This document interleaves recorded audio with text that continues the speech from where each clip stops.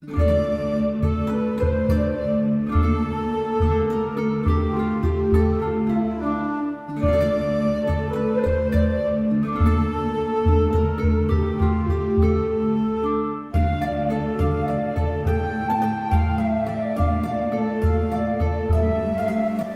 este año conmemorando el cuarto centenario de la muerte de Cervantes. Vamos a hablar fundamentalmente ahora de Cervantes y del Quijote. Cervantes muere, como decimos, en 1616, 400 años justos hace este año, y ha publicado no mucho antes el Don Quijote de la Mancha, su famosa obra universal. Decimos universal porque es rarísimo el idioma en el que no se haya vertido ya una traducción de la obra de Cervantes, porque además Cervantes ya no es solo un ente literario de ficción propio de la cultura más o menos superior y propio de la cultura también estética, es un fenómeno social. La popularidad del Quijote está en que muchísima gente que no lo ha leído ha oído hablar de ello, y ha oído hablar de ello con tal seguridad, con tal claridad, que llega a creer que Don Quijote es Cervantes, Cervantes es el Quijote y Sancho, toda una mezcla de cosas que no están muy claras para muchísima gente. Aprovechando esta circunstancia, vamos a hablar un poco de lo que es el hecho literario. Muy pocos de vosotros y de nosotros nos hemos parado a pensar qué es un trozo de literatura, qué es la frase "en un lugar de la Mancha de cuyo nombre no quiero acordarme". ¿Qué es eso? Pues el que ha leído el Quijote sabe que es el arranque de la historia. El que no lo ha leído, el Quijote le puede sonar más o menos. El que ha leído el Quijote, en cuanto oye esa frase, ya vienen detrás todos los personajes, las aventuras, las desventuras, etcétera, etcétera, todo eso. Y eso es un poco lo que hace que el milagro de la literatura sea tal milagro. No hay en el Quijote, en el libro, más que papel y signos sobre ese papel. Pero con ese mecanismo casi milagroso, nosotros inventamos una realidad que ha nacido de la realidad exterior, pero que luego se convierte en una realidad distinta, que es la realidad del libro, la realidad que se cuenta en el libro. Dos realidades. Hasta ahora, el que contaba generalmente estaba fuera, contaba algo que había ocurrido.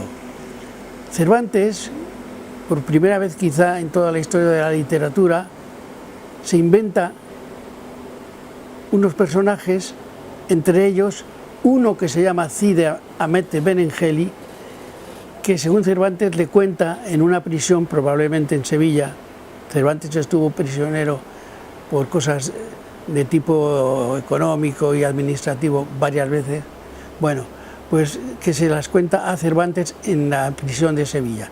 Ese personaje, Cide Hamete Benengeli, desaparece en la novela, y es el mismo Cervantes que entra y sale de la novela continuamente. Esto es una novedad absoluta, no se había hecho hasta entonces.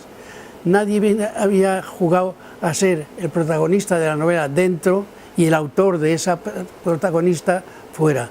Cervantes lo hace, y lo hace con suma naturalidad y con suma inteligencia. Es un hecho milagroso.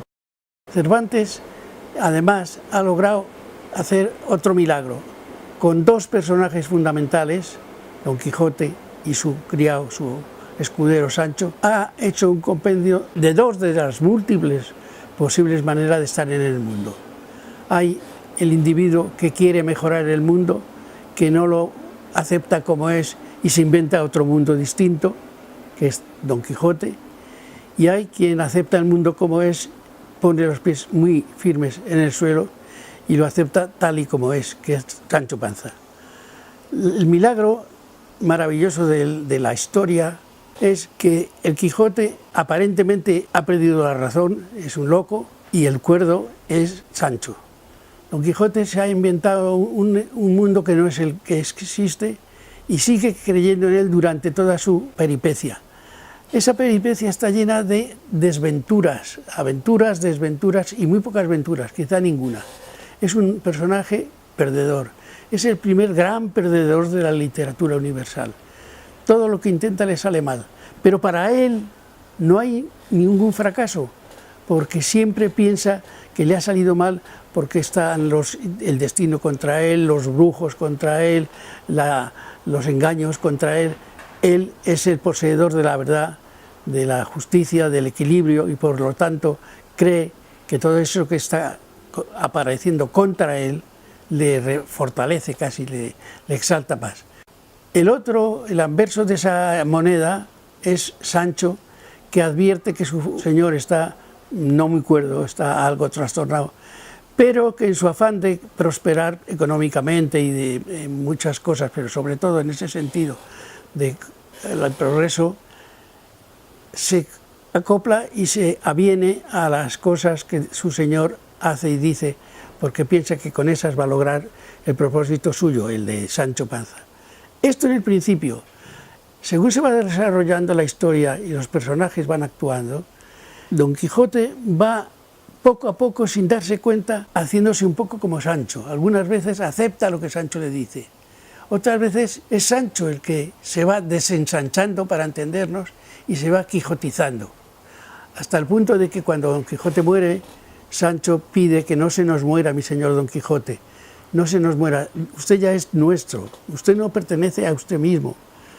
El Quijote pertenece a nosotros, a todos los demás, a toda la humanidad. No se nos fuera, que perdemos mucho. Ese es el Sancho Panza que empieza a quijotear, empieza a hacer el Quijote cuando Don Quijote muere. Se puede interpretar así, como una especie de herencia o delegación de funciones. En este sentido, el Quijote es el compendio que abarca casi todas las posibilidades de estar en la vida. Y por eso, de ahí creo que es su gran universalidad, su gran conocimiento exterior. Hay una cosa interesante que es necesario contar. España, la España real, la España del siglo XVI, los 1500 y pico y 1600 y pico, es todavía el gran imperio español. Por lo tanto, pensemos que el Quijote es como una novela que hoy se publicara en el Herald Tribune de Nueva York. Es decir, España controla medio mundo y ese medio mundo naturalmente recibe esta obra, la comenta, la quiere y la hace suya. Hasta cierto punto el Quijote y Sancho Panza se han independizado de Cervantes. Cervantes está detrás de ellos, pero muchas veces se nos olvida que él está allí. Para eso Cervantes se cuida y procura entrar y salir como narrador, como intérprete, dentro y fuera de la novela, como hemos dicho. Todo eso produce un efecto de empatización, de simpatía con todos. Es muy popular porque hay mucha gente que no ha leído el Quijote, ha oído hablar del Quijote. Y haber oído hablar del Quijote supone que el Quijote le ha llegado a esa persona aunque no lo haya leído. Es una vida extraliteraria, digamos, la que tiene el libro. Sería curioso hacer una encuesta en España donde la gente se comprometiera a decir la verdad y nos asombraríamos de saber cuánta gente, españoles, que hablan español naturalmente, no han leído el Quijote.